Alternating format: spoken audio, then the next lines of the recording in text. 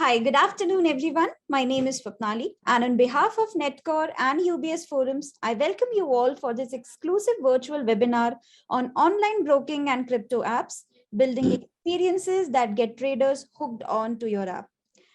Thank you so much, all of you, for sparing your time today and joining us for this session.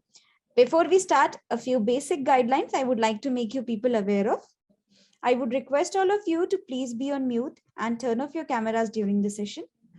This webinar is happening on Zoom platform, so your names will be visible in the attendee list and also the session would be recorded. I hope this is fine with all of you. We would be taking your questions during the Q&A session that would be after each session. Meanwhile, if you have any questions or queries, please use the hand raise option or else you can put up your questions into the chat box directly. Giving a brief description about the webinar, FinTech sector is undergoing transformation where technological innovation and customer experiences have become fundamental for business growth. The online broking and crypto apps have seen a significant increase in funding boom in the last 5 years, with funding increasing at a CAGR of 98% in the past 6 years. Increased competition and innovation among fintech startups has disrupted the traditional financial services industry and forced the fintech businesses to scale up their operations and ultimately create multiple options for customers and build experiences that get traders hooked onto their app. It is clear that to remain competitive in this disruptive market, fintechs will have to focus on digital innovation.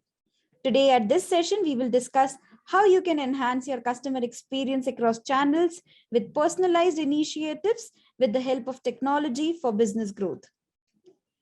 And to get started, I would like to invite our keynote speaker for the day, that would be Mr. Umang Soni, who is the head of product at ZepPay.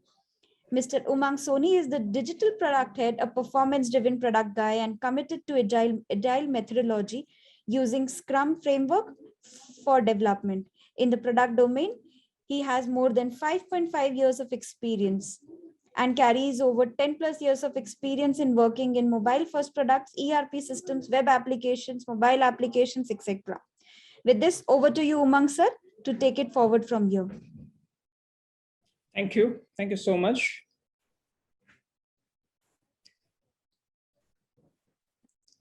Let me share my screen. Sure, sir.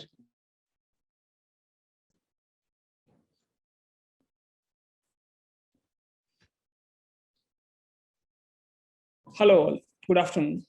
So we all know that we are running in a very, I would say the information era is past. It's more of the world is moving faster than our thoughts, in fact. So in this regard, specifically in the space of product, in the domain of cryptocurrency and brokerage firm, in that context, the onboarding plays very, very crucial role because everybody wants to explore, not just for the investment point of view, but as an exploration with respect to what it is, why it is so, why there is so hype. So keeping this in mind, this is the topic that I'm giving today to have a very brief idea that I'll touch upon about cracking the app onboarding and activation in the world of digital KYC. Yeah. So let me start with a story first. I always believe that product management as a part of it is all about creating stories, creating experience, and delivering the experience. And in this entire cycle, learning from all these phases and again rebuild, again complete the cycle and again rebuild. So this is a picture. I'm sure you, those who are very much active on Twitter platform, this picture is getting moving retweeted many times in the last 24 to 48 hours. What it says, what it shows, that even at the grassroots level in our country, the fintech has its major impact in such a way that even people doing business even at this scale, I'm not saying something is big or something is small. It's more about everybody is doing business. Big and small is just a relative term for that matter. But for this lady who is a businesswoman and selling the day-to-day stuff because of these festive seasons on the street, she is also accepting payments digitally. That's what I'm coming from. So just imagine the impact of onboarding in the world of digital KYC, that is in today's era, how impactful it is, to be precisely. Currently, though, it is only focusing on the fiat, but we hope in near future, if everything goes fine, all the government authorities are giving us regulations and so on and so forth, maybe we might see the crypto acceptance also in such a high scale.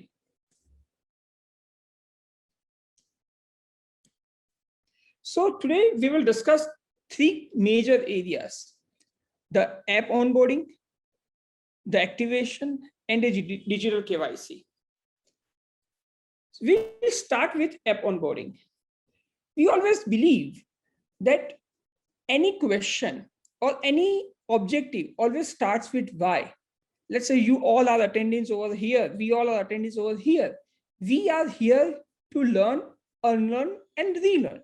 That's where we are making a learning process on and on. So to do this, there's one term which is always tipping in back of our mind, and that is why.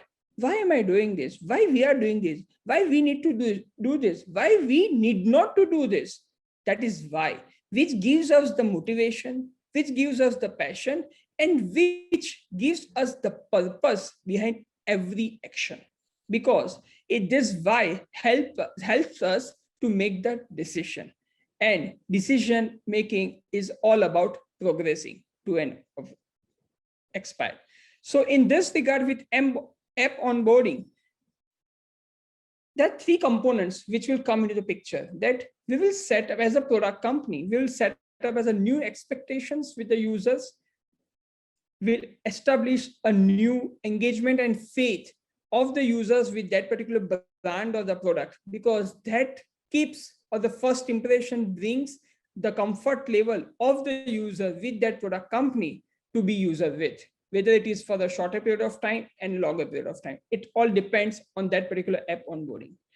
To be precise, app onboarding is the experience or the level of experience which carries for a longer period of time, even though for the maybe a few hiccups comes into the picture, or maybe some issues are there. But then also, if the user has a seamless app onboarding, then it would be a great opportunity for that particular product company to build a loyal brand ambassador, because this plays a key role with respect to marketing. Marketing is not about selling or digital ads. It's more of that how well you are giving the experiences, and that experience starts with app onboarding.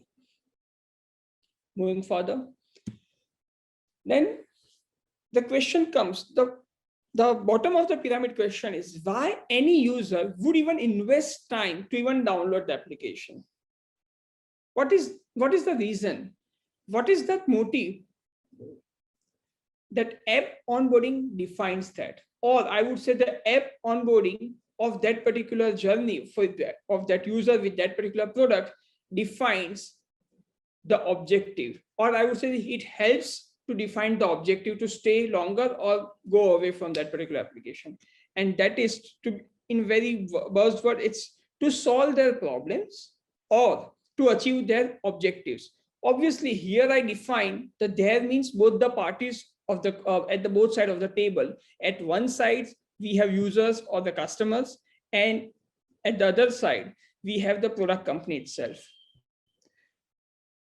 To make the distinguish between the two terms which are used just now, that is users and customers, more or less many people I have seen in the industry, many people are using interchangeably the both words. But with respect to this context, the onboarding is not the same. The user is somebody who is just coming first time, and the customer is somebody or some user who are paying certain amount to the product company, whether via performing the transaction and so on. Because registration is a different thing, and performing actual transaction is a different thing. So that's where the key areas is with respect to app onboarding, that is to convert the user or I would say on an individual into user and user into customer. And that's where the revenue of that particular product company will grow, or in terms of the establishment of the faith between the customer that who just converted from user to customer and with the particular product company, so and so forth. Likewise. Here the term called precise experience plays an important role, because precisely we as a product company, we are delivering the product experience to the users or the customers such that they get to know about the services, the offerings, as well as to complete their task or to complete their objective in this regard. Next comes the activation part. We all know that we have just discussed the app onboarding is all about welcoming the individuals and help them to understand about the product indirectly. But unless and until they are not performing the desired actions, which is defined by that particular product company, nothing is going to be established. And who defines it? What matters it? What is the mechanism or the backend processes which defines the product company to achieve the objective? We all know this term, very famously buzzword again in the market, that is KYC, know your customer. Again, over here also, KYC, and there's another term called AML, that is anti-money laundering. KYC is not a separate from anti-money laundering. I would say every fintech company has AML program, design program, or it is an evolving program altogether. And KYC, that is know your customer, is part of the AML program of that particular product company. We are in a world, or we are in an era where for it everything from the last, I think 10 or 11 years since this UIDAI came into the picture, thanks to Nandan Nilekani and then government in that context. Now we all are connected. Frankly speaking, on a lighter note, I would say we are not individuals. We are not human beings for government. We are data points for government, because one number can bring all the data of that particular individual. And that's where people are playing with us with respect to data, they are monitoring our behavior, they are monitoring our transactional approach, they are monitoring our expenses, even the income, and so on and so forth, and connecting the dots. When I say connecting the dots, they create their own strategy to give more offerings to the users or to the consumers, so on and so forth. To achieve this, how they would have done this, that is with respect to these things, define the KYC process, because it's something defines with whom me as a product company is doing business with. It is very important, both the sides. More, I would say, toward from the product company's point of view, because it's specifically in the fintech, we are dealing with actual hard-earned money. And money is very, very sensitive topic. Nobody will just go away. Okay, I just lost 500 rupees. I deducted because of your software error or technical error. Okay, we'll reimburse in the next transaction or next quarter. No, nothing is going to happen. It's not like that. The world is in the real world. It's all about binary, whether it is debited or credited with respect to some adjustment whatsoever. It all depends on that part. So KYC is the first step. Again, I am saying to know your customer. And at the same time, it has to be with respect to AML, because ultimately once the customer is onboarded, though the KYC, there are two distinct terms. KYC is a one-time activity and AML is an ongoing activity. All this stuff, because transaction monitoring, because to identify the unexpected abnormal behavior of the user pattern, or all of a sudden huge debit or huge credit, it does not mean that huge credit is always welcome. No, specifically in fintech domain, huge credit is also equally risky the way it is no user or large number of debit transaction, and so on and so forth. So again, I'm saying KYC, basic KYC is a one-time activity, and AML, that is anti-money laundering, is specifically ongoing, continuous base till the time the user is with that particular fintech company. I'm using the word fintech product company to be precise in that way. Fintech doesn't mean just NBFC or some crypto or so and so forth. Any company which deals with money is fintech company, or maybe the domain can be different. So to activate this, to summarize this point, activate this, KYC plays a crucial role. How efficient the KYC process is, how optimal it is, it depends on the use cases of that particular product company or the fintech company precisely. And third point is digital KYC. How we could achieve these things? I'm not sure. Okay, before 12, 15 years or so, or probably little more than 15 years, we would have even imagined that if at 3 p.m. somebody is looking at digital advertisement on Google or Facebook, and he or she downloads the application, and at 3:30, that person is performing actual deposit transaction. That was not even probably imaginable, at least for the millions of people in general. But today it is feasible. Thanks to these two, I would say two government agencies, which helped created millions and millions of new job opportunities. I'm not saying job means the full-time, I would say the revenue opportunities. Let me correct my word, revenue opportunity. That is NSDL from the Income Tax Department of Government of India, and UIDI, again, Ministry of Personnel in that context, with respect to Aadhaar card and all. This PAN card and Aadhaar card played crucial role, I would say the important role, to efficiently creating and generating this massive amount of user onboarding is the most optimum, or the most, I would say, most efficient timeline. And in the recent past, probably I would say more, not 2016, 15, 16 onwards, these two terms, artificial intelligence and machine learning, that is very famously known as AI/ML, played important role with respect to matching data, matching face, converting data into data points, creating patterns, and then accordingly giving suggestions even during the journey itself, such that the user onboarding and the activation in the world of digital era is efficient, optimum, and in the common motive of the user at the one side of the table and fintech company at the other side of the table. Thank you so much.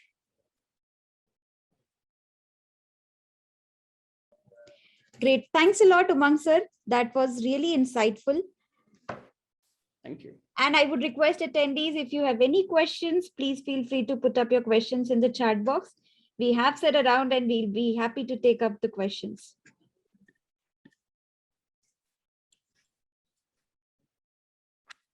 You can just post your questions into the chat box.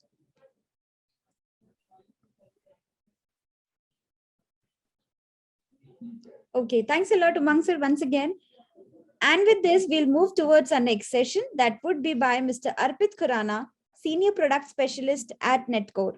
And he would be sharing his thoughts on the topic, retaining traders on app with the power of personalized content and machine learning. Over to you, Arpit, to take it forward from here. Thank you so much, everyone, for joining, and thank you, Rishita.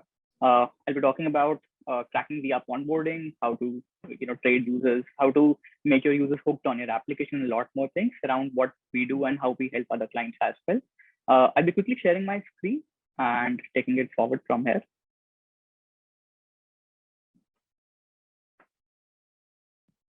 I hope my screen is visible.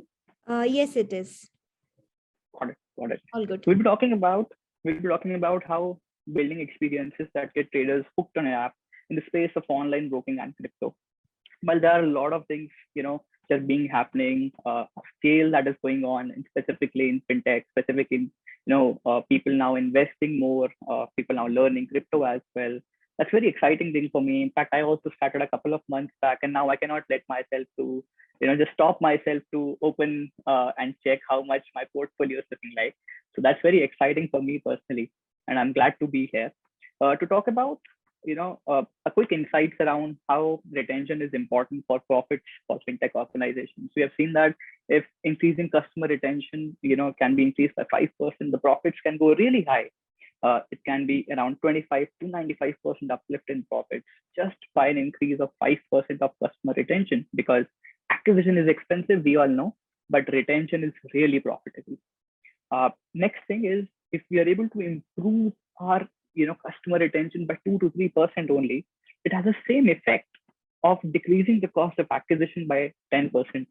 And in this era, there is a new buzzing line that retention is the new acquisition, and retention is approximately 5 to 10x more expensive or better than actually acquiring new users.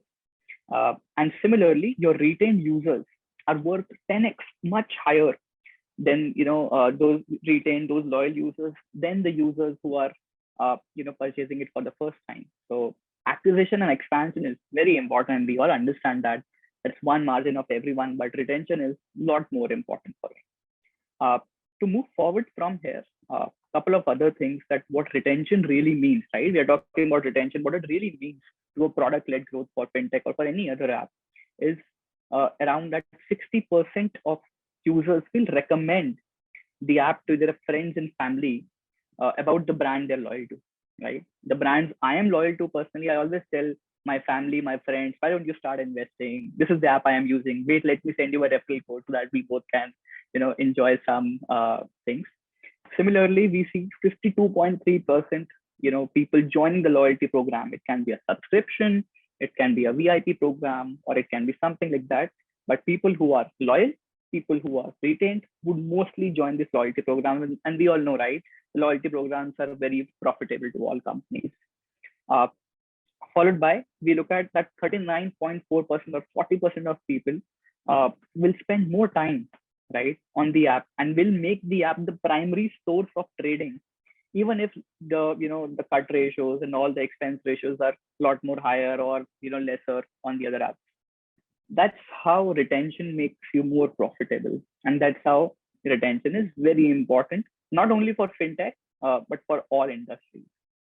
To move forward from here of what retention is and what this is all we have learned from when we talk to multiple clients in fintech and all the other spaces. These are some problems we have seen the fintech clients, fintech apps specifically facing the marketers and the product managers. That there are a lot of dropouts in between the journeys, in between the steps. The uninstall rates are really high. Everyone is excited to invest, but when they download the app, they don't understand anything and they think, okay, I'll check with my friend tomorrow and then I'll start investing, and that day never comes. So there is a high uninstall ratio. Then the user are overwhelmed with a lot of information and they never transact. They'll see some arrows going up, some arrows going down, some IPOs going up, some different type of currencies telling that today is higher or today is lower. They're overwhelmed with the information. They actually just look at all those things and they think this is too complex, I'll do it later. Similarly, we have seen that the core value of the app is not explored a lot of times. Some values that I have observed, that a lot of brands are actually recommending good stocks, good products to their users. There are some features which helps us on day-to-day trading, and there are some features like wish listing, checking or just making a trade when a certain amount is available or certain stock is falling at a certain price. Those features are very, very important and are made with a lot of efforts. But a lot more times the customers or the users are not actually exploring them, and that's where they don't find the right value. And similarly, the last thing is all these patterns are usually hidden. They are very small things, but they matter a lot. So the result that comes out is the money or the dollars spent on acquisition ends up with poor ROI. And that's where we have seen that you can expand as much as you want, but if onboarding is not done correctly, as it was said by Mr. Umang as well, if the onboarding, activation, and retention is not done correctly, there can be a long-term loss for every fintech app. To help you, what we understand as a customer first mindset is about managing those omni-channel personalization, doing those right communication with right people, uh, doing the contextual engagement across channels, not bombarding, but understanding which channel really works, and also doing it, on multiple channels so that a user can actually come back and perform the desirable action we want him to do. Uh, you know, uh, there is a lot more things like an intelligent communication going on, and the most important part is delightful product experiences. What I'll be talking about that how do we help fintech brands or other brands to take these things forward. How Netcore actually helps in driving those retention areas is first understanding your user behavior. So understanding the dropouts, what part a user takes, where does he goes before uninstalling the app, and what cohorts he falls in. Similarly, all those dropped out users can be retargeted but with 10 plus channel and with automated journeys, so that a user or a marketer doesn't have to sit every day and do work on the Excel sheet to find out who didn't complete the KYC. That's where the journeys are very important. And similarly, if you have to, in the world of competition where there are 100 plus apps for trading, how do we make a user to stick on our app is by making those contextual app experiences for an individual so that she stays on the app and performs a desirable action. Let's just drill down this in a little bit, understanding how analytics really help and what analytics can really help for fintech brands and how AI plays a part in between this. So understanding not only dropouts but also what path a user is taking. With funnels, you can understand which city of users are actually dropping out the most, or which mobile OEM like a Xiaomi has seen the most uninstalls. Similarly, to understand what a user does today and how much time he takes to come back and perform a certain action, like from sign up to a KYC, we can analyze that using cohorts. Understanding a group of users performing same actions can be done by a segmentation, and a lot more things like understanding the user behavior in detail and predicting those user behavior as well, so that we don't wait for a user to uninstall our app, but we predict the user who is going to uninstall or who is going to transact, and we nurture them better from day zero. Followed by how this looks like, a little bit of glimpse around this is understanding those funnels, drilling down those funnels today into different steps, like attributes available like cities, Chinese, some OEMs, which city or which location user belongs to, what is the source of install, what type of user is, and understanding those dropouts very well with those conversion rates, average time, and all. Similarly, path for me, I personally find it very, very important that what path a user takes before he goes and uninstall. What are some 3-5 events what are really happening before an uninstall is happening? Or if we look at a positive way, what are some 3 to 5 events a user is doing before a conversion? So understanding what a user is doing inside the app is superbly important. Similarly, if we look at cohort analysis, a lot of bigger brands and a lot of marketers and product managers tells us that every campaign that they roll out is based on the cohort that they have made. So understanding those weekly, daily cohorts of what users are doing is superbly important. Similarly, understanding the RFM analysis, that who are the users who are most loyal, who are my stars, and who needs an attention, is again one part where we have to understand that not all users are the same and not everyone needs the same type of communication. Because we don't want to be in a guesswork, we rely on machine to tell us basis on frequency, basis on recency, and basis on the event that we want to analyze. These are a couple of things that, in my opinion, and in our discussion with a lot of fintech product managers and marketers, are important to analyze. Similarly, once the analysis is done, right, we have to go ahead and actually engage those users via channels. While there can be a lot more channels which works best for an individual, we have to find the preferred one as well. So it starts with app push, in-app messages, all those web conversations, Facebook, Viber messengers, WhatsApp, emails, SMS, and a lot more, right? But we cannot send them all at once, right? And we cannot wait for an individual to do something and then we'll make a campaign, then we'll do something. Similarly, all these present channels should be used in a certain way where journeys can be created. Those set of rules can be created so that people are actually engaged at scale. And a simple example is when an email is sent but not opened, we can trigger a push. And if push is not clicked, we can engage via SMS. Similarly, email is not open, a browser push can go, and users who are not transacting can be transacted via Facebook retargeting. That's where all these channels works in a certain way. We all want, right, to tell a user that you should come back and complete the action. But how do we say it in a subtle way?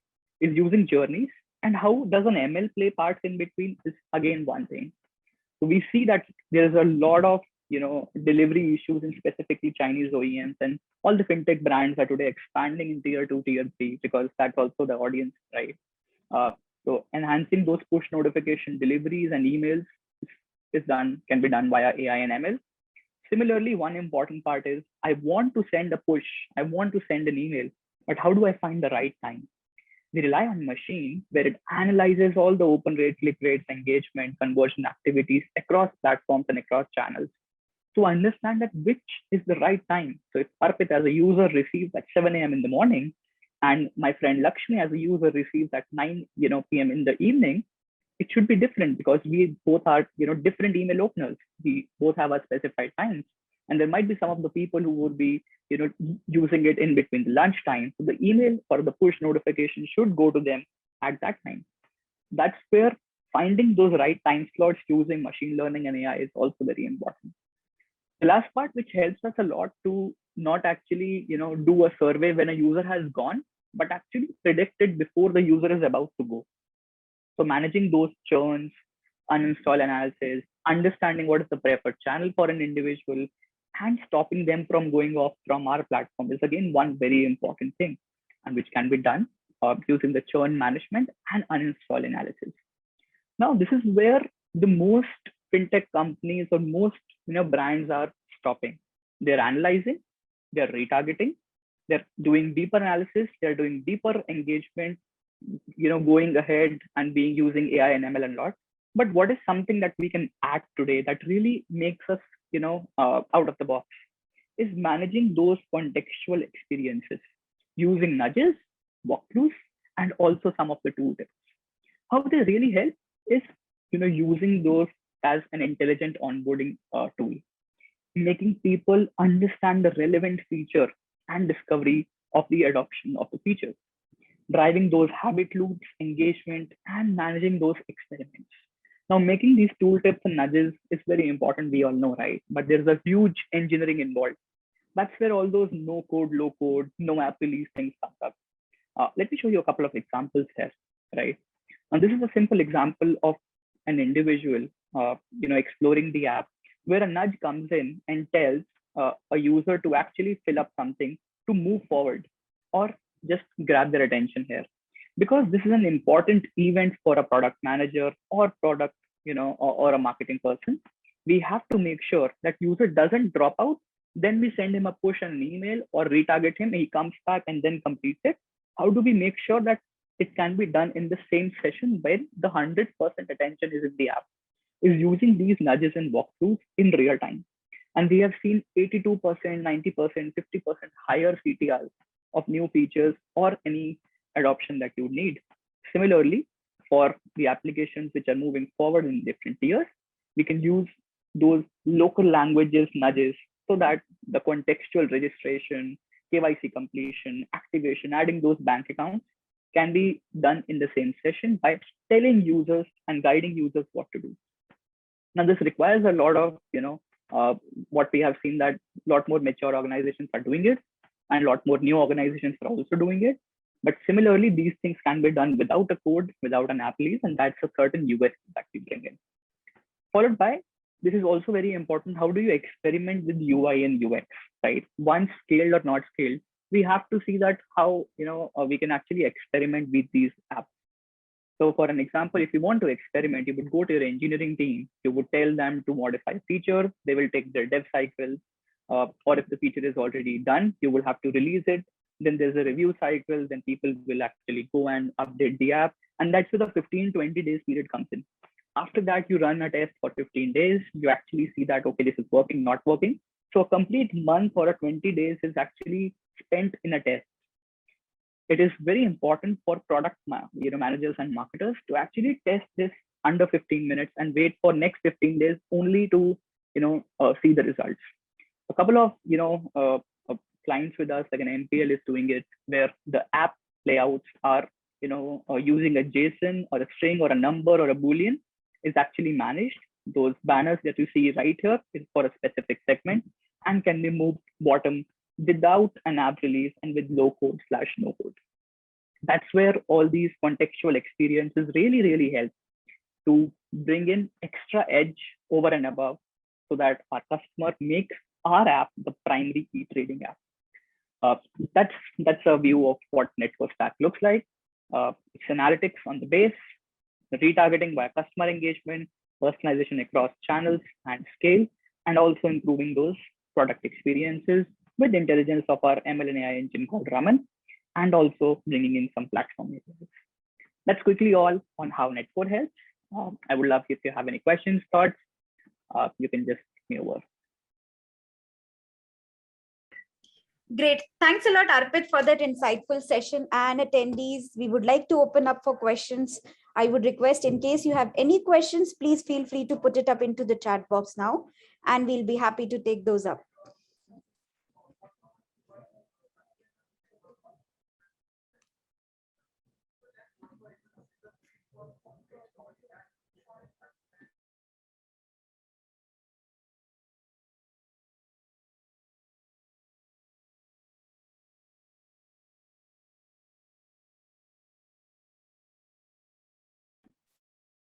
Yeah, I think there are no questions, Rishita, at the moment. Maybe we can take them in the end. Yeah. Okay, we have one question which says, Yeah. Can you give us example of successful push deliveries you had referred to an earlier slide? Yeah. Can you give us an example of a successful push delivery you had referred? Absolutely. An example can come in. I'll give you how it works first. So a successful push delivery can be delivering a notification that we want people to actually view and come back on the app, click on it, and does certain actions, right? What we have observed is that in specific Chinese OEMs, there's a huge problem of these deliveries. Like 30%, 40% is the highest number that you achieve via tools that are available for free and that you use for deliveries. There are a couple of things that you can use to enhance those push notification deliveries. Number one is push amplification. Managing those push notification deliveries directly via servers to SDKs. So it gives us a little edge of 15 to 20% to uplift the deliveries. Then, using those platform APIs, for an example, using partner like Xiaomi's, Oppo's, Vivo's, and Huawei's, gateways to deliver those extra notifications. And similarly, there are a couple of other things that one of our clients uses with us is managing the FCM reputation. That really helps us to improve the base deliveries. So I'm sure you would have seen, when sending a couple of emails, you would have seen that Gmail actually, not letting you drop a scale at once, but tells you to warm up those emails, right? And also gives a repetition to each domain and each campaign. These things are happening on emails from long time. And when you talk about push, specifically in Android, it is also monitored by Google that if you're sending too many notifications to people and there's a lower click rate or lower engagement rate, that's where the repetition of the app goes a little bit down. So what we do is to manage your repetition, from front end and back end, making those micro segments, managing those campaign prioritization. Like if Arpit, people like Arpit are usually active push notification clickers, they will get the campaign first so that the campaign repetition is really high. And with those micro segmentation and managing users separately with push notifications like the frequency, the sending volume, the type, and different content, that's where the FCM repetition can go high and it can help us to boost the delivery. For a couple of clients that are working with us in FinTech space, in aviation space and all, we were able to boost deliveries approximately by 40 to 45%. And if you'd like to know more about this, we can have a chat separately where I can show you how it really works. User, I think is there any more questions, Rishita? Yeah, do you want me to read out? It says, what Yeah. tool software do you recommend for user segmentation? Okay. A lot of clients, specifically in FinTech, uses Network for user segmentation. While if you want to go in real product analytics, where all the things can be managed together in niche product analytics, segment.io is also a good one. These are two that I would like to recommend.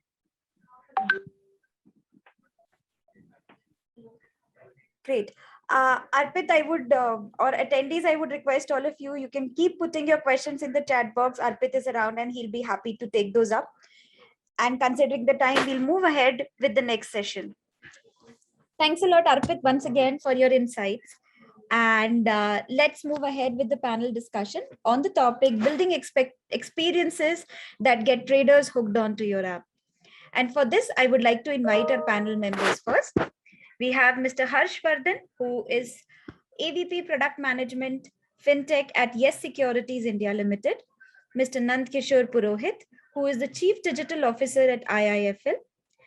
Dipayan Kothari, who is DVP Products, Equity and Alternates Private Wealth at Edelweiss Wealth Management. Aditya Gupta, Assistant Vice President Marketing at SBI Cap Securities Limited.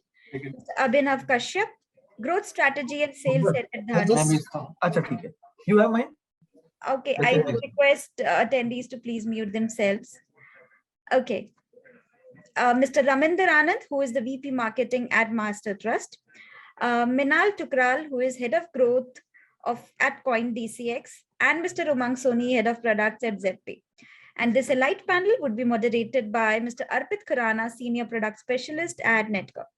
With this, over to you, Arpit, to take it forward from here now. Sure. Thanks a lot again. And I would like to thank Arpit, one more quick thing. I would request if all speakers can switch on their videos so that we can relate. Yeah, for sure.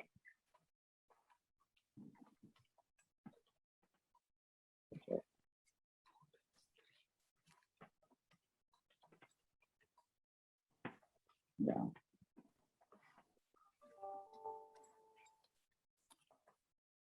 Thank you everyone for joining. And I can see some people in office. I'm at home, fortunately, so enjoying some time. Yeah. With that, do we have everyone now? Should we start or should we wait for one more minute? No, we can get started.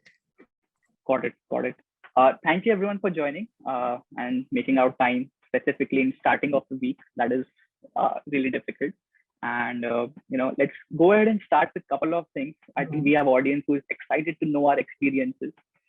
Just an FYI for our audience that all the speakers here carry with them years of experience and expertise. And today they would be sharing us, their personal experiences of growth, insights, and everything. So that's good note for starting. Let's quickly go ahead and get into the conversations. I have, fiery questions ready with me, which I am, most excited to learn, and I'm sure our audience is as well. I would love to start with this conversation with around that. What are some top industry challenges of online broking and crypto apps, right? I'm sure there were a couple of them, but top 2, 5 challenges. And along with this, because of the scale which has happened recently, right, in 2021 and 2020, what are some things that FinTech apps or FinTech companies should be really ready for in next 1 to 2 years? So that's question number one. I'm excited to, listen insights around it.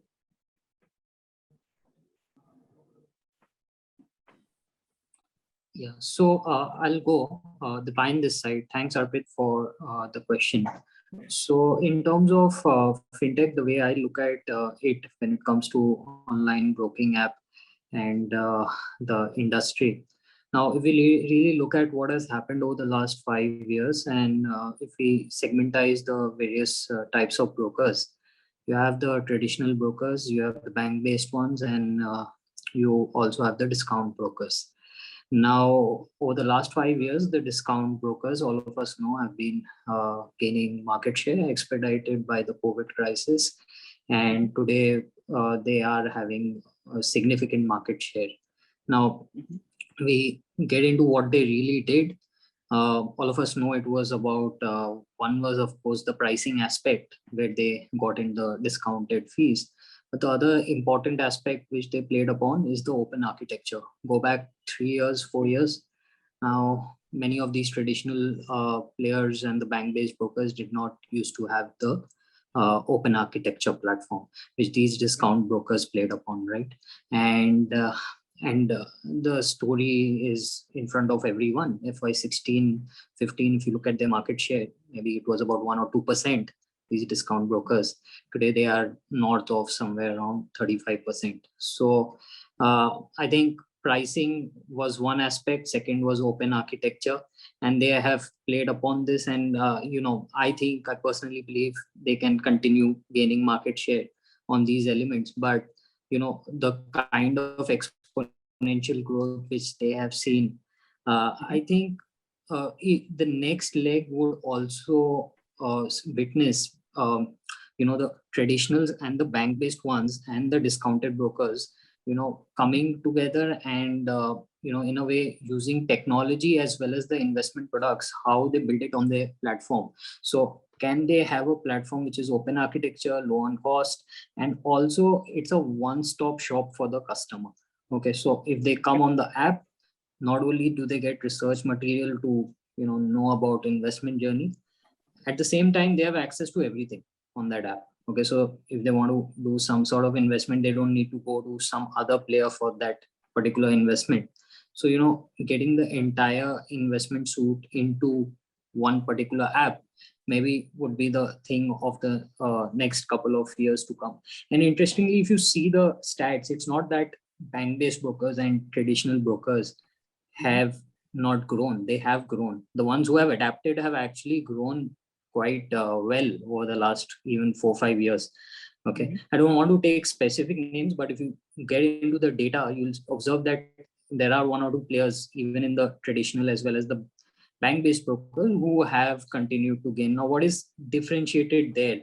Not necessarily that they are the cheapest, but they are having the they are innovating on the product side of things. And I think that product innovation, being from the product space myself, I think product innovation is something which has become absolutely critical, and you cannot expect that as a millennial investor. And most of these investors who have come across the last 2-3 years are the millennial investors.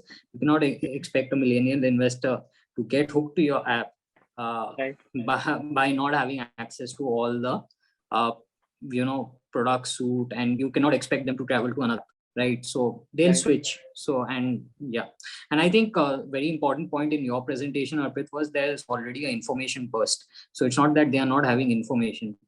What probably they'll look for is that which app gets them access to everything at a reasonable cost. I think that's the next leg. So I'll just pause. I think I've spoken enough, and maybe I'll come back later. Yeah. Sure. That is beautiful insight. And one thing I've also observed that sometimes the information is present, but we're not able to explore it. So the application which can tell people that I am easily accessible is the one who wins. So that's a perfect point. Anyone else would like? Yeah. So NK this side, Arpit, I have a little different view. Okay. Technology is hygiene nowadays. It's not that somebody has access to technology and somebody can make a technology product and somebody cannot. So if you see in last 2-3 years, technology is 4 years back, there was somebody who was technologically advanced. Today, almost everybody has cracked that code. The second code which the entire competition has cracked is the acquisition game. Okay, Umang talked about his app onboarding and all that. Okay, so acquisition is something which almost everybody has cracked, and that has resulted primarily in everyone acquiring more than 1 lakh and 2 lakh customers on a month-on-month basis. So acquisition game has been cracked. The biggest challenge which nobody has been able to crack, and is the biggest challenge which needs to be cracked by the entire industry, is the engagement piece.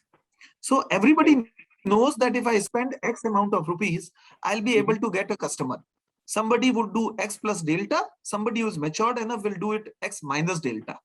But both X minus delta, X and X plus delta have not been able to crack the engagement piece of that. And that is where the application, product, customer experience is going to make the difference. Second, and the most important thing is that broking as an industry is a very knowledge intensive industry. Right. So this is one industry which was very personalized, very human effort centric in nature. To emulate what my RM used to do through an app and building trust with the customer is the biggest challenge, which people like Schwab's have not been able to do it. Okay, that is not a challenge in India, that is challenge globally. And with yields going down and acquisition costs increasing, this challenge is of far more importance because it's very easy to get a customer, but it's very difficult to make it profitable. Absolutely. And that's where I think people like you would play an important role in terms of helping us to understand customer better and engage with them better. Absolutely. Absolutely. So this is where I feel is the biggest challenge. Got it. In fact, some of the statements that I've read in all industries, is that the first transaction is even not profitable. Till the time a user is not doing second, third, or fourth transaction, he is not a profitable user. So that's where repeat transactions, retention comes in when we really want to make those users, bit profitable for us. Amazon customer is not profitable till 10 transactions. Right? That's Amazon. Yeah. No, but that is a very important insight. Yeah. Absolutely. Absolutely. Super. That was beautiful insights. Anyone else who would like to add any comments in this? Got it. So we'll move to Very short and sweet. I would say engagement is it's like a long-lasting relationship. It's like a marriage that you have to establish. Maybe you will not get every time success, but you have to think that it is not going to happen overnight. Absolutely. Absolutely. A beautiful way of making it in a shorter sentence. Moving it to second part, since we were talking about acquisition and we're talking about stuff of acquisition is expensive and we have cracked, but we have seen that in India also not more than 4% of population is actually investing in equity, right? What are some strategies that fintech organizations or on your personal experience have really worked to expand the user base? And since tier 2 and tier 3 are now also playing the part, what are some things that really work to expand the user base in India? What would be some thoughts around this? I'll go first, if you may allow. So from the broker mindset, I think so broadly we were following 4 strategies. One is the traditional brick and mortar strategy where you hire a number of salespeople and you get acquisitions or you get new investors onboarded. But in the digital era, definitely the digital approach is being used, and what Nankishore just said, that at a cost you can create new customers. But personally, I feel there was another approach that worked for us quite well, was the solutions approach. So at our end, we tried to create a persona of a particular section of these traders and investors. For example, algo trading has been a fad word these days, a fashionable name. And we try to create 5 or 6 solutions around the same. And that's how we could acquire new customers and increase the market size. But overall, I would broadly say that the growth happens more at a collective level, where we at broker levels, exchanges at their institutional level, and maybe governments and regulators are also involved at the policy level, and plus 100 more ecosystem players who would spread the word. So it's more collective to get the growth in place rather than just one organization doing it. Got it. So that's great. To sort of add to those, right? I might come in from a slightly a crypto-led mindset, but I'm sure those learnings can be applied to other industries as well. I think, broadly speaking, India is at the cusp of adoption of personal finance, right? The kind of exponential growth we have been seeing, that is fabulous. And those globally neutral campaigns, right? I think they are doing a great work in terms of educating the entire Indian base, Yeah. when it comes to having exposure in various asset class, right? So that would be my first point, right? It's as an institution or as a broker, as an exchange in the industry, don't look at just acquiring users, right? Do a lot of awareness, do a lot of education about the asset class that you are offering to your users, so that you are not just looking at increasing your user base, but you're looking at expanding the industry or the market as a whole, right? I think second would be, I think this is sort of very an interesting one, right? An insight that we sort of found out when we were really digging deep into who is our user at CoinDCX, right? And what we realized was the average age or the broad demography of a crypto user to a traditional equity user, there is a huge age gap, right? If you look at the median age or the average age. Yeah. I think the insight there is the younger audience, right? The millennials and the Gen Zs of the world are super excited about crypto as an industry, right? Yeah. So the second strategy would be keeping the regulatory challenges aside, look at exploring crypto as an asset class offering. Third would be, I think this is something again which has been very close to me as a growth leader. Essentially, what we are trying to do, as we were also talking about, we are trying to replicate offline behaviors in the traditional space and trying to productize them, right? Now, if we all look at our journeys of how we got into an asset class, right? A friend would have recommended a stock. A friend would have said, Right. these are the returns I made, right? This is the Yeah. best product to use, right? If we Right. can replicate those offline behaviors in our product via our referral programs, I think that will Yeah. help us spread the word, as we say in the traditional, growth world now, with something called a word of mouth, right? Wherein not just the company or the organization is someone who is marketing, but your users are marketing for yourself, and the product and the industry. So those are the three strategies Right. I would like to add up. I think that's the most important part of product-led growth. That if a customer can actually, tell some good things about, say, your friend and family, that's where you get the organic growth. And for that, your product should be well thought and well versed. And one thing I really liked is about, it's not only about telling people that buy something from my app. It's important to educate people that buying is important. And that's where your branding comes in, that they should buy it from you. So I think that's a beautiful point for me as well. I've just noted this. Thanks a lot, Mal, for this. Arpit, I would like to add something. I think the major problem stays with the regulatory framework.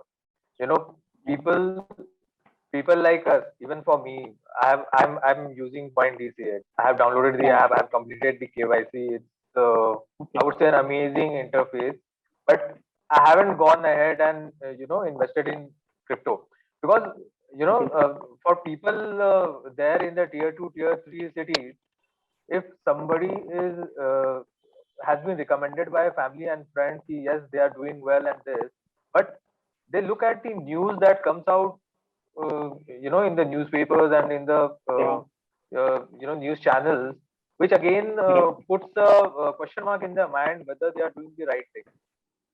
Right. So apart from crypto, like particularly in our case, like I'm from Dhani Group, which is part of India Bull. Yeah. So this Dhani app, when we are trying to acquire these customers, so there are a lot of customers who perceive whether it's a Chinese app, whether it's going to take up all my contacts, misuse it, or there would be I'm putting my PAN number or I'm putting my Aadhaar details. Are they going to be misused? So there is a lot of misconception in the market that actually needs to be tackled from the regulatory and government point of view to help fintechs like us to actually penetrate the market and help customers with the services that we are giving. Right. Absolutely. I think there is a mindset also that FD is safe and everything else is risky. So that's a mindset of my father. So I know I very closely. Yeah. What are some other points you would like to? Yeah. Sorry. Go ahead. No, So please I go would ahead. I'll also like to add a point that the client or whomever we think can become a client or should have been a client must know what they are missing out by not investing in this. All right. Right. And that can be best done by some kind of awareness or maybe profiling them and letting them know their profile, right? Against Right. someone who has gained benefits out of it. So people have to know that they are missing out. See, it is a solution, right? Everything that we build or sell is a solution to some of the pain points, right? Right. Whether we talk about any kind of asset class which people are investing in, people do it because it is kind of solving a problem, right? It's giving you higher returns than your traditional, like what Abhinav just said, all those instruments, right? So people have to know that they are missing out on this. Once that is clear, people will themselves, converse them into this industry. Right. I think they'll at least start once they know that what they're missing. Those tax and 3-4% uplift only that they get in an FD. Like, well, FD is safe, and I'm not de-promoting. Okay, but but investment is a lot more profitable, right? And that's where when someone learns, okay, I'm just getting half of what I can get, is people would maybe start taking a risk also, that I will spend some money and see if it really works. If not, then it is okay, right? That's the risky money. That's also very important, and engagement plays an important role there. That what are you actually missing? Engagement from friends and family is important on the gatherings, right? And also on the on the content that is going out from the brand, that makes them look that, okay, at least you should start, and if you don't like it, it's always your choice to move out. So that's quickly all. Yeah, just tell them a story that how people who are starting since who started earning since 20 years of their age have built such a corpus now. That itself is a big indicator that, okay, you are missing out on a lot of it. Right. At every time I meet my family in some gatherings, I tell them, this is something that I got. This is the return I'm getting. So they say, "Acha, you guide me, okay? That you guide me how to invest. And I'll give you a gift for it if you give me a good return and all." So that's a very good conversation that goes on. I think Mr. Wong was saying something. Yeah. So all these things, like 2 points, I would disagree with you, Arpit, on one of the word which you use. It's risky money. It's not. Right. Before 30 years, there would not be any such a webinar or even a seminar at that point of time that, stock market, it's a chor, it's not a share, it's a chor bazaar. Like So it's all about education. When I say education is not the formal education, the school, college education, because it creates a perception. Let's say we are around 60, 80 people right now on this particular forum. Eventually it may become 1 million, 8 million, so and so forth, likewise. And foundation, I would use the word, like I really respect one of the management guru, C.K. Prahlad, his book of Bottom of the Pyramid. The foundation, what I believe is, we are a trust lacking society, probably. So I erase the word probably, confirm, full stop.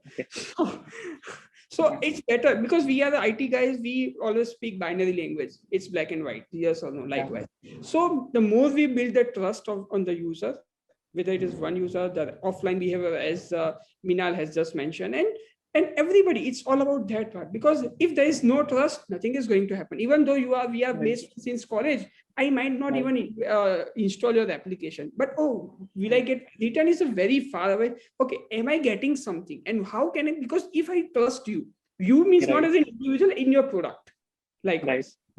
That's where all the psychological game and cognitive psychology and everything is going on all around. There is one line which is go ahead. Sorry. No, you were saying something. I'll come after you. Yeah. So my ex-boss used to say that if they trust you, they might buy it from you.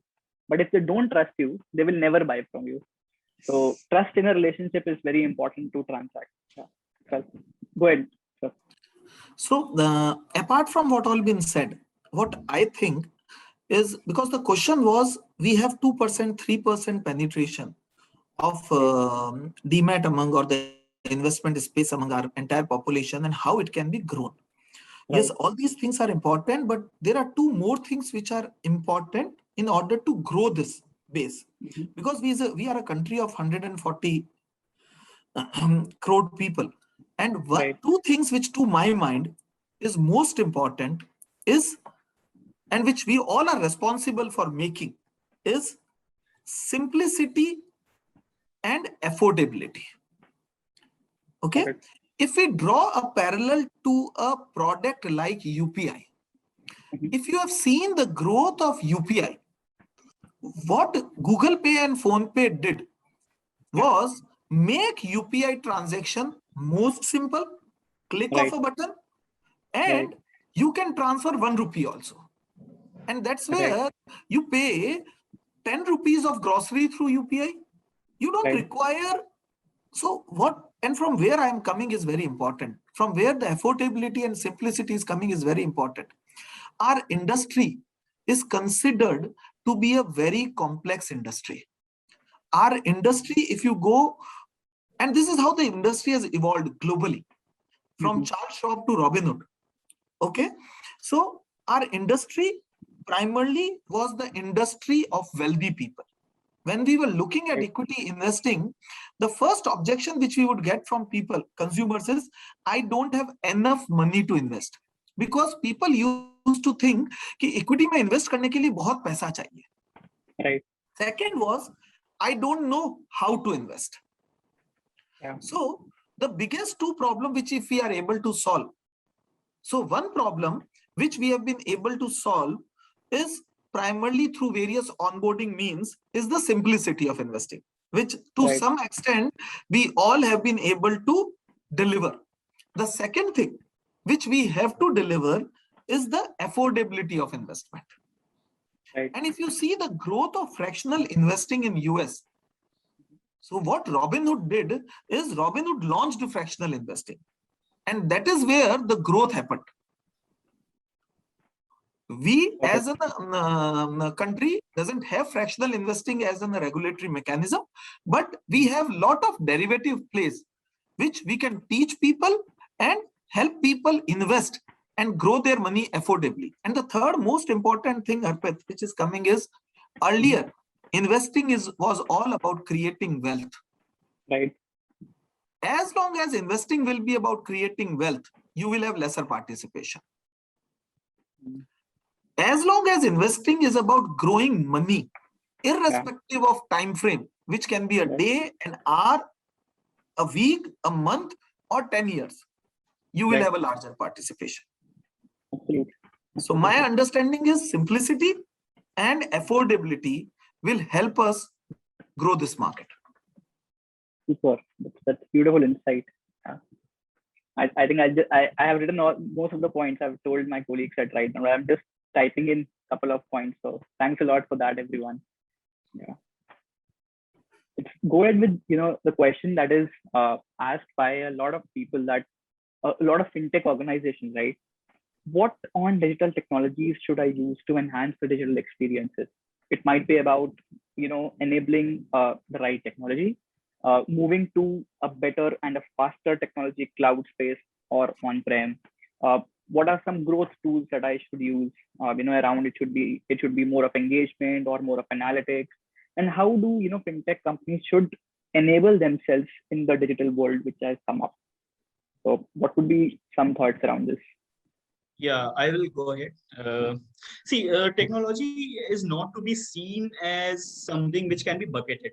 Okay, like we are talking about what technologies we are using. So instead of talking of technologies as different buckets, like this technology for this purpose and that technology for that purpose, we have to look at technology as a holistic mechanism which are focusing on pain points.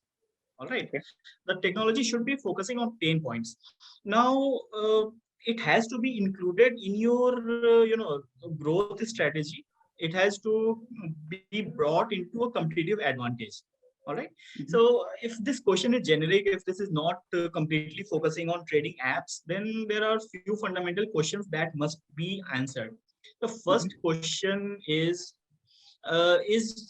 your app or your product going to solve some of the real pain points? All right. Now, let me give a contrast here. So maybe a thing like Ola or maybe Uber. Uber actually solved a pain point. We all know about it. Needs no description, right? Cryptocurrency trading app like JPay or CoinDCX, they are trying to make people invest in something which has a value. Okay, if it was not there, there would not have been any serious problem, right? But since it is estimated that okay, these asset classes are going to take over, and these things are really exciting and cool, there has to be a market for this, right? So there are two different things that have been thought of. So once you decide what are the pain points your product is going to solve, you have to look in a holistic manner. 6 things are there which are going to complete the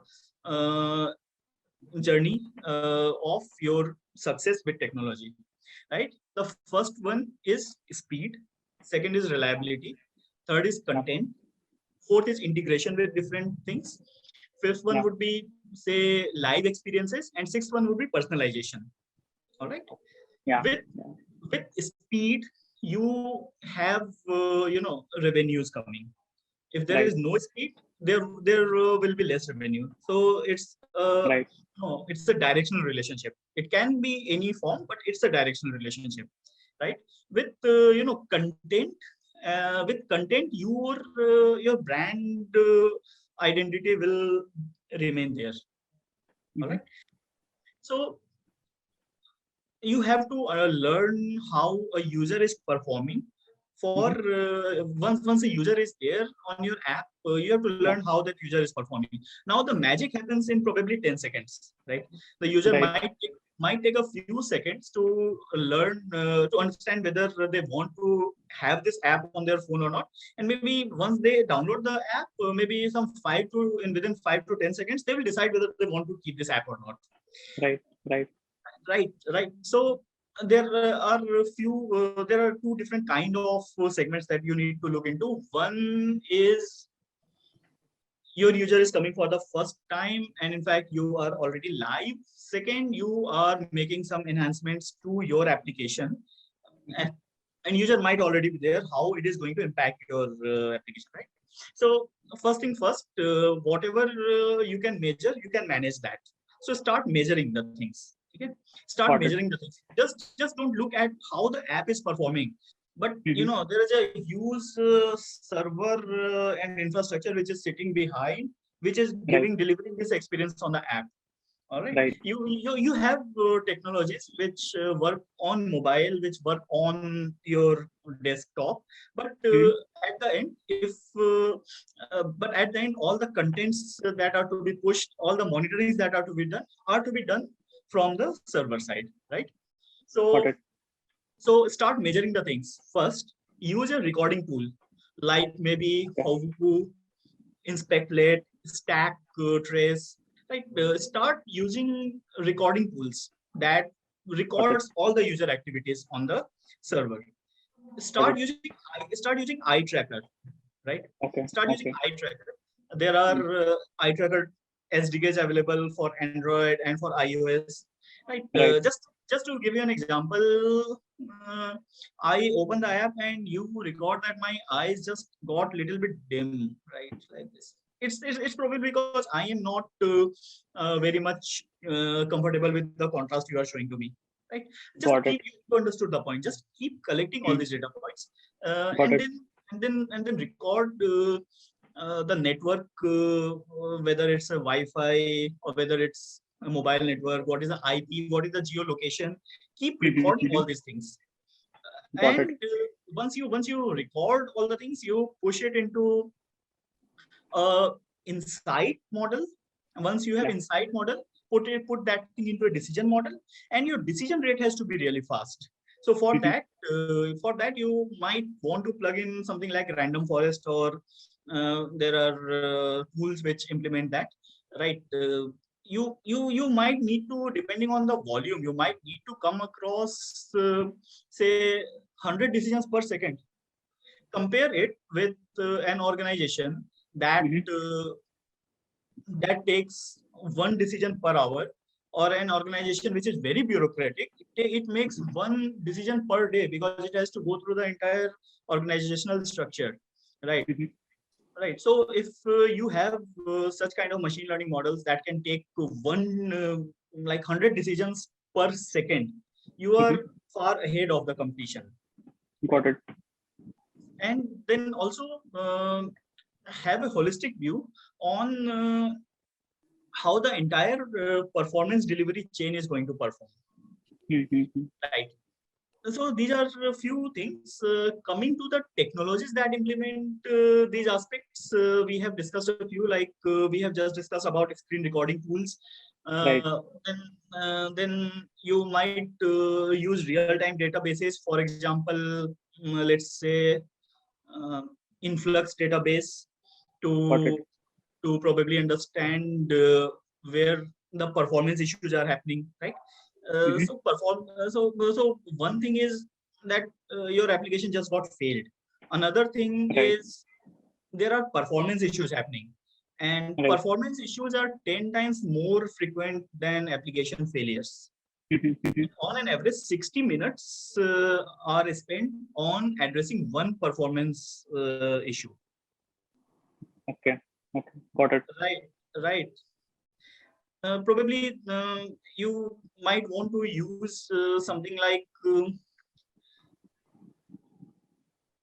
any crashlytics, like for example, Fabric crashlytics. Right, to understand where crashes are happening. Where you can define what are my performance measures, and it will keep giving you data in the real time. Got it. Understood. That's super insight. Thank you so much for that, Sahash. Anyone who would like to add comments on this?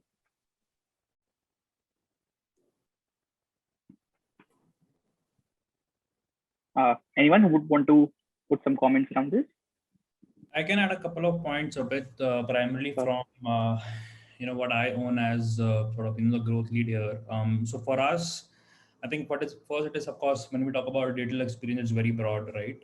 So just trying to sort of create a little bit of focus here. What we are focused on primarily as a growth team is one, keep experimenting, right, with the user so that you can drive a lot of innovation and a lot of personalization, as we have all been discussing. And second is, we believe that the core job of the product team is to build the core value, while it is the care of the growth team to make sure that you are driving feature adoption of what product is building. And second, you are also able to drive recurring usage of a core value that is being consumed by the user already, right?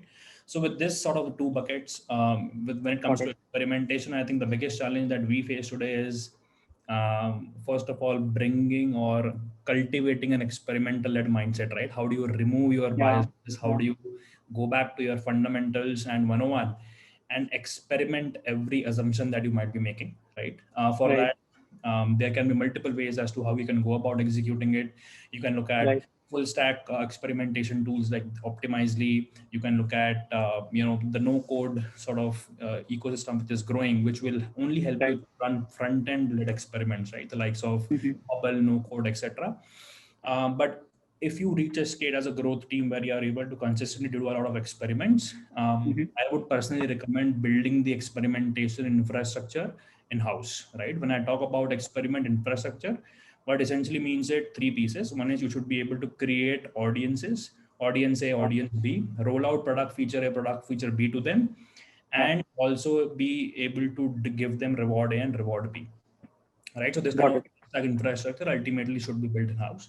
Second would be, driving feature adoption and driving usage of product. I think product marketing has become whatever we call it, product marketing, customer lifecycle marketing, growth marketing, right? The idea there is to essentially build a voice or build a communication layer with the users.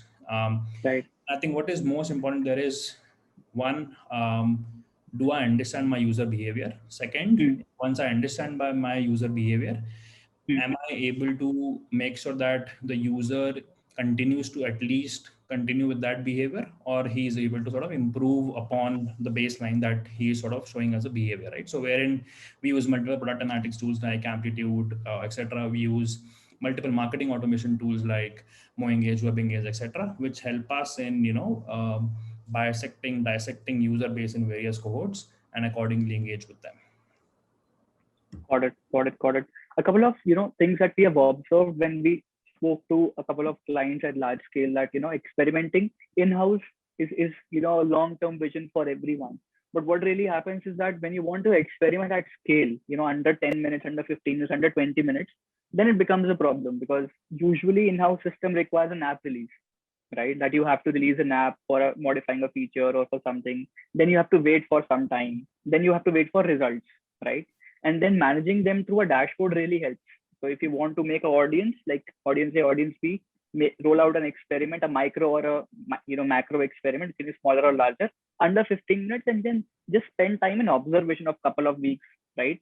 And then can take other things. So this is something that we have seen, that building in-house is very important from a profitable point of view. But from ROI point of view, if you look at, and for immediate growth, there are a couple of tools that really help. So that was something in my opinion. Yeah. Anyone else who would like to add any comments there? Primarily from a tech stack perspective, what I see is it has to be a two-pronged approach, because with the advent of technology and in order to keep up with the pace, and we are not the organizations which are born today. Okay. Yeah. So most of the fellow members who are there are from organizations who are more than 20 years old. Okay. In order to reinvent ourselves, we have to have a two-pronged approach wherein we follow the experimenting approach, what Minal said. Simultaneously, we work on a core infrastructure which consists of two basic fundamentals. Go analytics enabled cloud native. Okay. Wherein my entire infrastructure, all the application, everything has to become cloud native, because that is where I'll be able to service the scale. When I say cloud native, it includes everything which Harsh mentioned in terms of monitoring, etc., etc. And only going cloud native will not help me reach where I want to.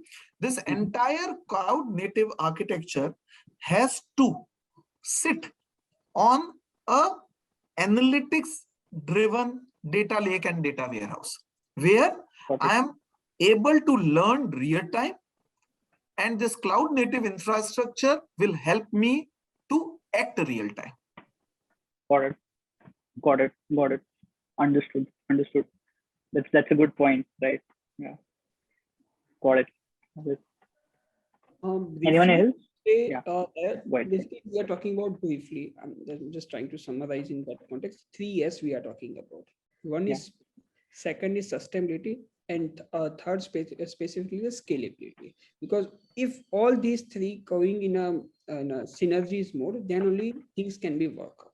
Whether it is in-house, we like you mentioned about the ROI point of view, ask for the vendors and so and so, whatever it may be. But the results is just depending on these three pillars. It's only the people who have to experiment and think of it, right? Yeah. Yes, and let's be ready for the failure. When I say failure, is not just okay, at least we knew one way of not getting things done. Right. Got your point. Superb. We'll just go to next question. And we have a lot more questions, but we'll just summarize this question into 2 parts. And this is very exciting question for me. I want to crack this, right? What are some top practices of onboarding and user in the right way, right? If onboarded correctly, how do we make sure the first transaction happens quickly? And if the transaction is, being done, how do we make sure that the customer is hooked on our app, right? And with hooked, I mean that how do we make sure that the customer is actually making our app as a primary source of trading, rather than I have 4 apps, right? 4 or 5 apps to monitor research, but there is one app which I trade from. So how do we make sure of that? So just to summarize the question in 3 parts: how to onboard correctly, how to make sure that the transaction is happening, in a limited time period, and third is how do we make sure that the user is hooked to our app for primary trading. This is the most exciting question for me. Hi, Aditya this side. Hi. So thanks everyone. So you said that in this particular question, how we onboard rightly. So of Right. course, we all know that onboarding a customer is as long as you are providing easy steps and with all the information. And the very important point is the customer dropping in any of your journey, then how quickly you are nudging those customers. That is a very simple process, and it is very convenient for every organization knows that how they need to onboard the customer right. But for Right. me, a second point which is very important, that is the point where I would like to talk more in terms of engagement. And my friend Nand Kishore said very rightly that acquiring a customer the has been already correct, but the engagement is still not correct. And I believe as a marketer, engagement cannot be cracked just like the acquisition. Because in acquisition, we have a very simple process, use the tools, go in the performance marketing, pay X money and acquire a customer. But in the Right. engagement, there is no set strategy. It is more about how smart or how automated user flow you have as an organization. Because every organization has a different set of customers. And Right. for every customer, how you are engaging them, what kind of automation you are using it. So we all know that we open our first account. Any customer open their first account because of certain push. It can be some friends told them start investing. Maybe they Right. have get the interest that okay, I should start investing. So it is Right. not like I just opened my eyes. Okay, let me do it today. I'll open a demat and trading account or any Yeah. XYZ. It has always been by a push. But Yeah. as a marketer, as a company, are we targeting the customer with that push? Are we engaging the customers the moment they are opening an account with us? What all kind of a communication we are sending them? Are we flooding them with that communication in 3 days, start investing and this and everything? Or we are nudging them in a 7 days, 30 days? What all kind of user flows we are creating? Which all the automation tools we are using it? That everything involves a lot of use a process and require a complete strategy in terms of engagement. And every Right. brand has their own way of engaging the customers because every customer's portfolio, every organization's portfolio is different. Maybe my Right. customers who is in opening an account with SBI have a different set or demographic at it, when the CoinDTX has a different set and the user a demographic all about it. So it is very important as a marketeer what all kind of automation we are. Three things I believe. One, how automated we are while starting engagement. Second, Right. what all the engagement strategies we are using, on what kind of a communications or what kind of engagement content we are using to engage with them. And it's not about one day. At the moment they have engaged with us, then what is the next step? It cannot be a same communications you are pushing them for 30 days or 90 days. There has to be a continuous improvement. So if a person starts investing in a cash market, then how we are nudging them in other segment of products like IPOs, mutual funds. And if they are investing in a mutual funds, then how you are driving them Yeah. to push them towards cash market and derivative market. Absolutely. So Absolutely. that all I'll say. I would be happy to listen thoughts from my other friends as well. Sure. Sure. Oh. Wonderful. That's very important use case. Yeah. Arpit, I have a very different thought. Okay. Maybe as usual. So according to me, there is nothing called as onboarding. Okay. Okay. Yeah. Because onboarding is something which we as a organization have to do to meet our regulatory requirements. Yeah. We can put it that way, right? Yeah. Customer never wanted to open an account. We wanted customer to open an account because we wanted to take care of our KYC norms. Right. When customer gets up in the morning, okay, and if he at all installs my app or any of the fellow members' app, he installs it for investing. Right. He doesn't install for onboarding. Right. The first thing in his mind is, I have to invest. Okay. He also doesn't have in mind where to invest. 99% of the cases, he says, I have this much money, which Right. I have to invest and grow. So the way to crack this is, and the way we are trying to crack this is, we are removing onboarding from the journey. So if I remove onboarding from the journey, I don't have drop. I need not to create nudges. Okay. Yeah. The only thing which I have to crack is the discoverability of the customer. Yeah. And Yeah. I allow him to explore everything on my app the way he or she wants to. Right. That is where the engagement will supersede onboarding. Right. Okay. And let him make that decision. Yeah. If he makes that decision and he starts his journey, then I know for what he came. Yeah. And let him start investing into the app. And by the way, since he had already made that decision of buying a particular mutual fund or stock, and during that buying journey, if I ask him 2-3 things more than that, he would not consider it as an onboarding. He would consider it as a buying process. Yeah. Suddenly my vision is just changed for it. Yeah, that's super point. Yeah. And if I'm able to achieve it, then the entire problem of onboarding, nudging, drop off communication, drop off messaging goes off. Okay. And the moment I acquire, so the first onboarding is nothing. He started the relationship with the first transaction. So I've answered your question of how to onboard him and get the first transaction done. And since he has started his relationship with the first transaction, I know who is he. So engaging further with him is very simple.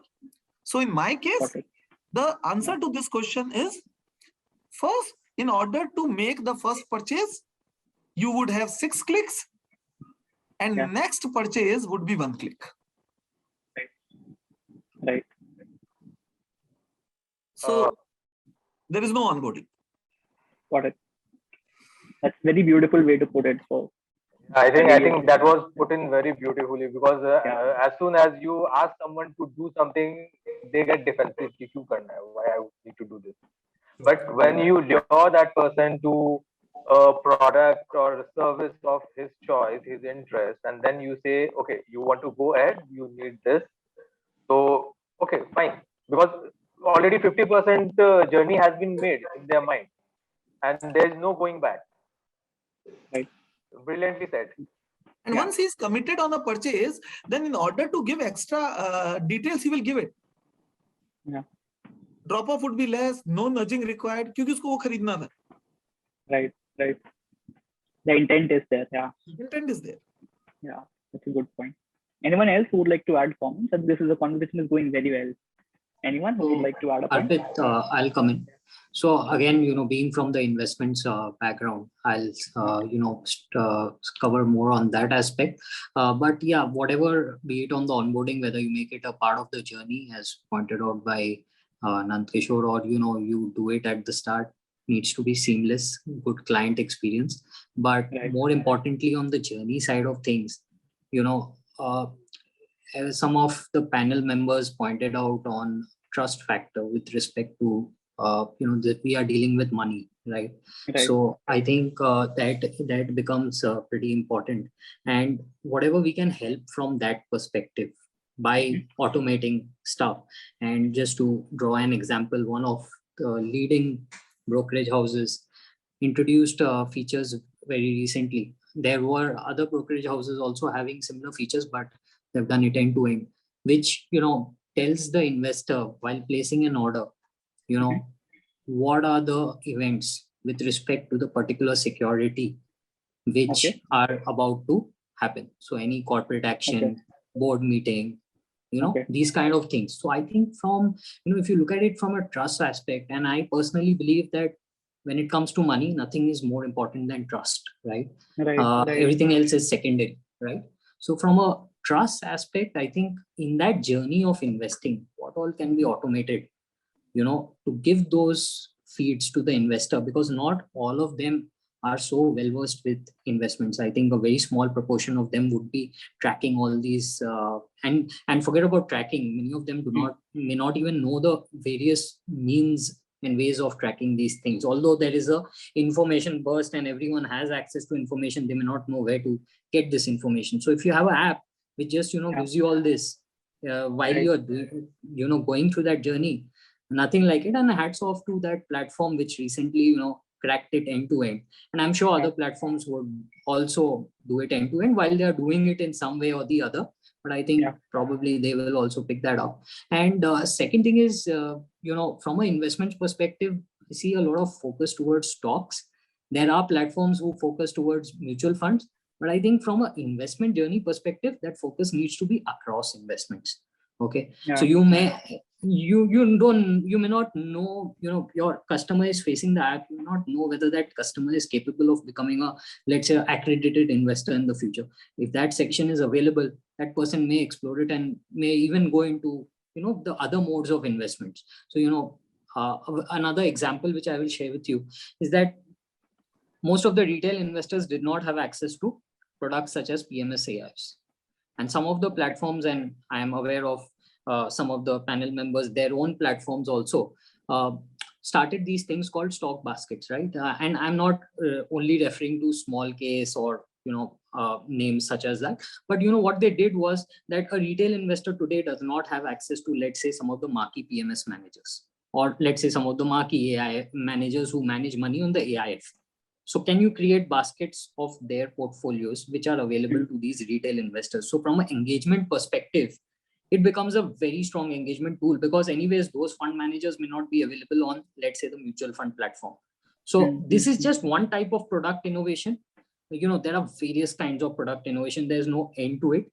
And when from an engagement perspective, when you give your retail investors access to such kind of solutions, obviously it binds them more to your app. And I think there is a lot more which can be done when it comes to product and investments with respect to the apps. So I just wanted to touch upon that. Got it. So summarizing is, it as a product innovation, new features, and adoption of those things with innovations is very important. Yeah, got it. Super. Anyone else who would like to add a point here? I think there is one Q&A which can take in the end. Anyone who would like to add a point here on this specific one? Yeah. So it will be about the final question, like how to keep your users hooked to it. Right. Now there are different ways of looking into it depending upon the situation. Right. There can be brokers, or let me just speak in terms of general, an app. We can connect it with how brokerage houses work later on, right? So there are apps, there are products which are born out of technology, right? Like fintechs and startups. And then there are other technology products which are a part of digital transformation of industries that started with legacy business methods. Okay. So there are, depending on these two situations, the things have to finally converge. Now, why legacy organizations are coming into digital transformation? It's because the inspiration startups have given to everyone is really, worth mention. That is how the entire digital transformations are being, driven and inspired. So based on these two situations, the final convergence has to be at a single place that digitally transformed organizations or technologically born organizations are giving similar kind of experience, and only then people are going to stick to your app. Now there are 5 major points that must be, that must be focused on while you are building an app to which users are getting hooked. First question you need to ask, why do you want your users to get hooked to your app? See, because if there are more users at any given point on your app, you have to invest that much to keep your server fault tolerant, right? More concurrency is there, more investment has to go into performance monitoring, performance fixtures, decision automation, as well as the hardware that you are bumping in, right? Got it. So you have to first ask, why do you want your users to be hooked into? There can be few reasons. There can be first reason can be you want to say generate revenue from ads, right? Yeah. The more frequent a user is on your app, you might generate more revenue. Or Right. there can be other thing is that there are a lot of actionables on your app which might be profitable for you. Right? So these can be two reasons, and third reason can definitely be that you want the focus of your app to remain in the mind of your client. Your client should not forget your app. It should always be there in the mind, right? So there can be three reasons, right? There can be these, if these three reasons are the primary concern for which you want traders to be hooked to your app, there are 5 things that should be sorted. The first one should be speed, performance, and availability. It should be fast, it should be fully available, and it should perform in any kind of situation. If the network is bad, or if your mobile battery is going low, right, it should work. People might excuse you for this. They will not excuse you if the performance, if the availability of your app or its speed is bad. They might excuse you for performance due to low battery or bad network, but if you are still able to deliver, it is going to be something that is really charming, going to charm them out, right? And that is going to make them happy. Second, you have to personalize it, right? There are different ways of personalizing. First way could be that while you are still building it, build 5 different versions of your mobile app. I mean, it might sound superfluous, but depending on your capability, make 5 different versions of mobile app, or maybe 5 different versions of mobile responsive websites that look like your app. And using server technologies, randomly deliver one of the page when your website is being hit. Okay. And then monitor, and you are able to observe which location. There are ways you can, using the IP address, you can collect different demographic data, right? So just using that demographic data, or maybe you might want to use marketing tools, or maybe a SSO like SML, SSO or something. Create a map of what kind of demographics are responding to which kind of website, and which is the demographic which is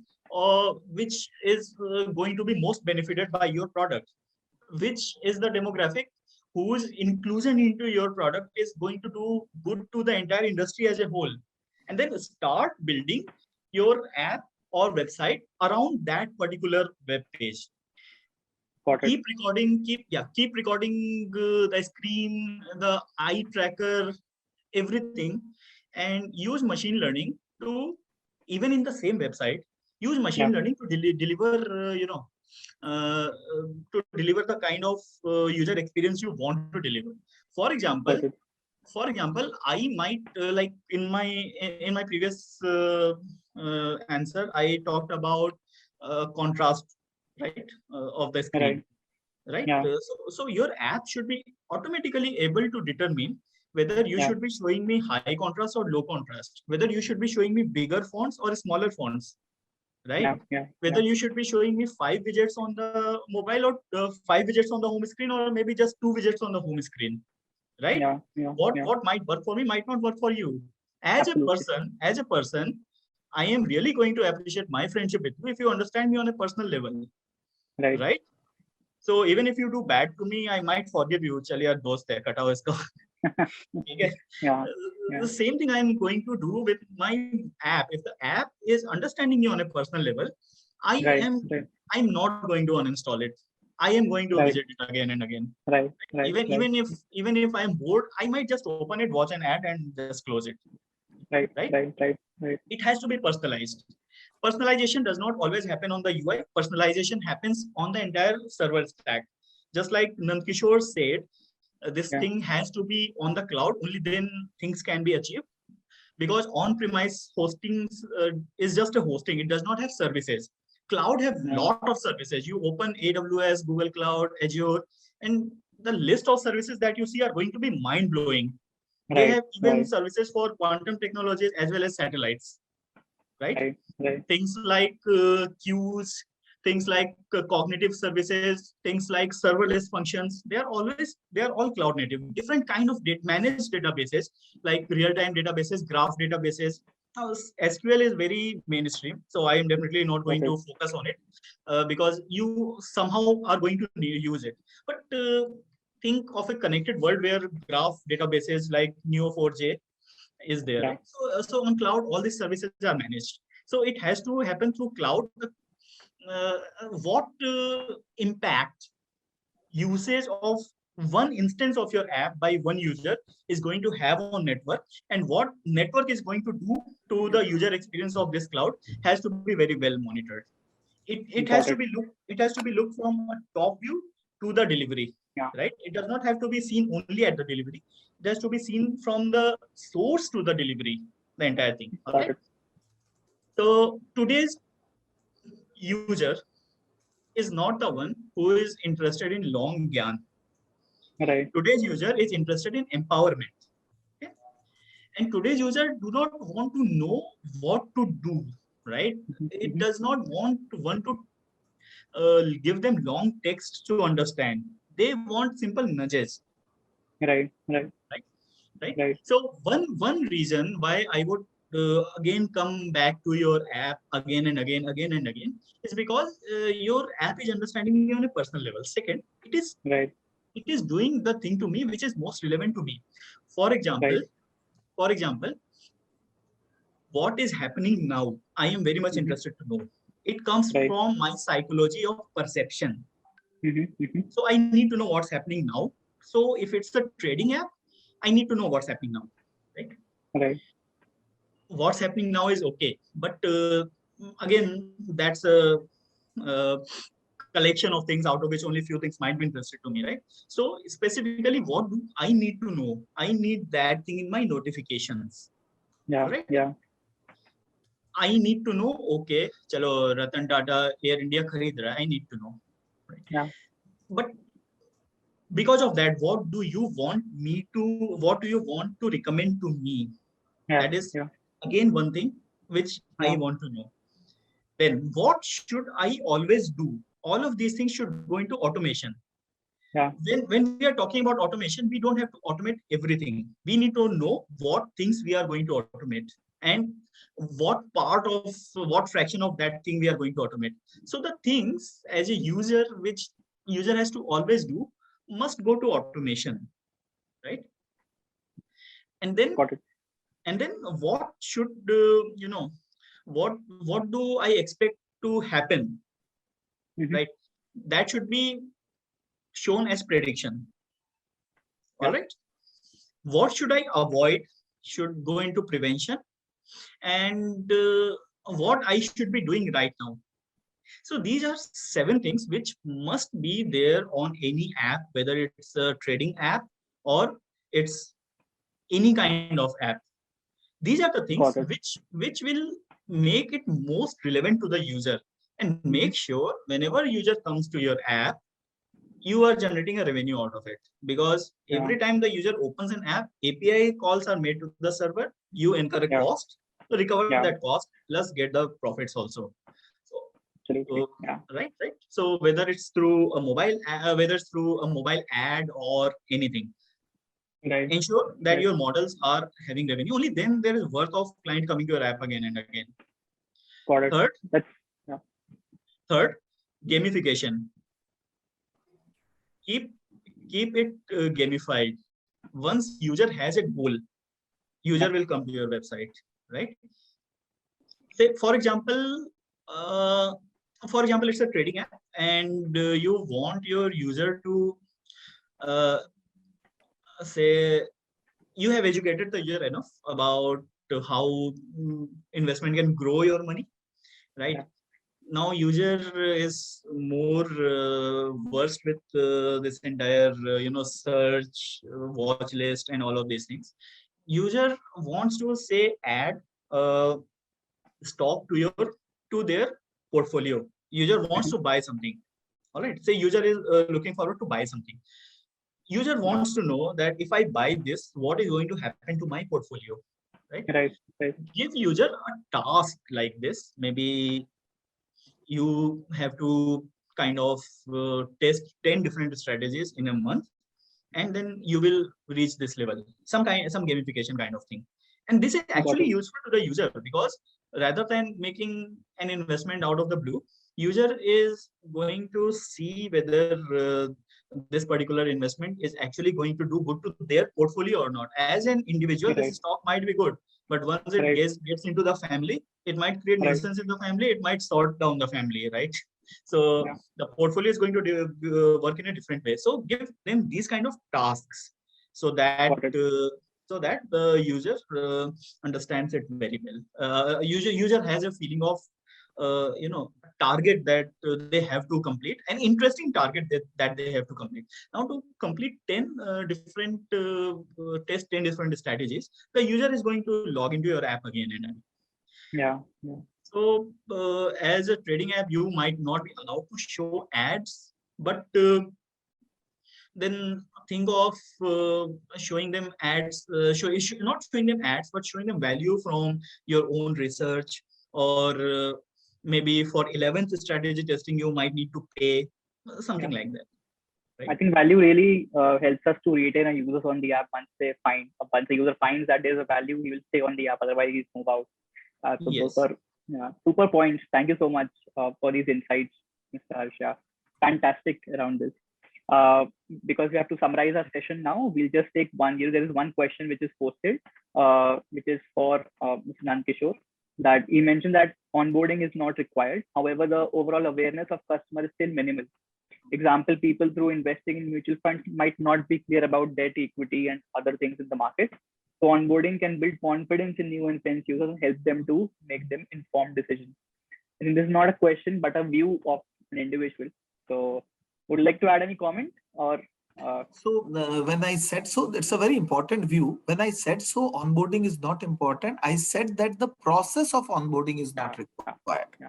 We have to still take care of his 3 basic questions: where to invest, when to invest, and with how much I can start investments. So to me, onboarding is about answering these 3 questions, making these 3 questions in the mind of consumer simple, accessible, and discoverable.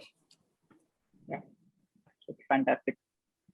If anyone has any other question, they can type in. There were some questions in chat, I think, which were answered in between. So yeah, we have exceeded the time. So it's superb that you extended this for us. Thank you so much. I really appreciate this. There are a lot more questions that I want to ask, but maybe we have to go ahead with summarizing our session now. So thank you so much. If there would be some more questions, we can take it on email so we can answer them separately. And have a beautiful day ahead. Thank you. Looking forward to meet you again. UBS. Thanks, Arpit. Yeah. Thank you, Arpit and Rishita for organizing this, and thank you all of the panel members for this really insightful discussion. Great. Thank you. Thank you so much. Thank you so much, all the panel speakers, and Arpit for beautifully moderating it. And with this, we'd like to close the session for the day. Thank you so much, all of you, for your time today. And before leaving, we have a poll live. I would request all of you to please share your feedback before leaving. It will help us improve further. With this, thank you so much, all of you. Stay healthy and stay safe.